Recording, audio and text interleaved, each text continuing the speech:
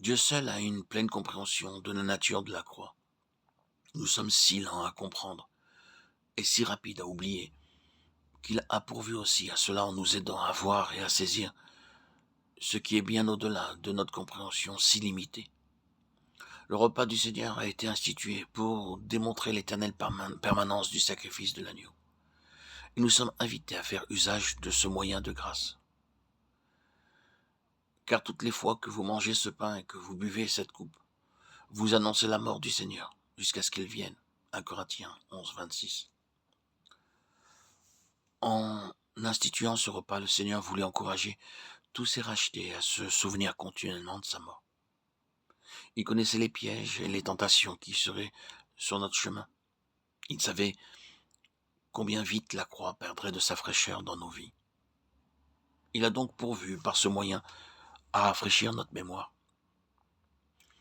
Lorsque nous sommes allés au Seigneur pour la première fois, la réalité de sa mort nous a saisis, combien elle était actuelle.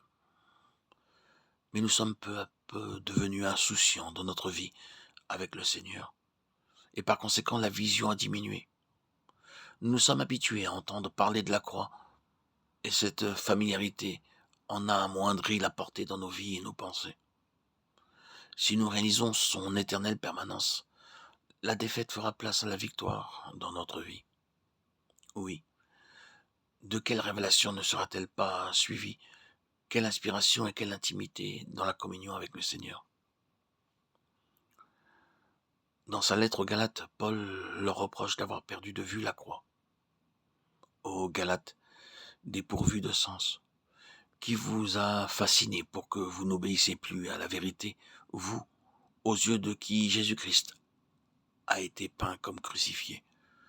Voici seulement ce que je veux apprendre de vous. Est-ce par les œuvres de la foi que vous avez reçu l'Esprit, ou par la prédication de la foi? Êtes-vous tellement dépourvus de sens? Après avoir commencé par l'Esprit, voulez-vous maintenant finir par la chair? Galates 3, 1, 3. Lorsqu'au premier jour, les Galates ont été saisis par la vision de la croix, ils ont connu une grande liberté. Mais ils sont retombés dans l'esclavage quand ils ont perdu cette vision. À moins d'expérimenter le caractère permanent de la croix, nous sommes en grand danger de perdre notre spiritualité. Il est un fait certain que quand on perd de l'intérêt pour une chose, son impact dans nos vies cesse aussitôt. À moins que la permanence de la mort de Christ ne soit préservée dans nos cœurs et dans nos pensées, nous perdrons l'efficacité de sa puissance. Demeurerions-nous dans le péché afin que la grâce abonde? Romains 6, 1. Comment cela se pourrait-il si nous voyons la face de celui qui fut humilié pour nous et le corps qui porte les marques de sa passion? Ne perdons pas de vue les souffrances de Christ pour nous et nous connaîtrons ce que veut dire porter la croix. Nous connaîtrons non pas de manière simplement objective ce que signifie vraiment être crucifié avec lui. La défaite cédera la place à la victoire. Quand nous cesserons de considérer la croix comme un fait passé de l'histoire du monde et que nous l'accepterons dans nos vies comme une réalité éternelle. C'est alors qu'elle deviendra effective et présente dans la réalité de sa puissance, et cela chaque jour dans notre propre histoire. Dans une vision, Jean a vu l'agneau sur le trône, entouré d'êtres célestes. Il les a entendus chanter un cantique nouveau.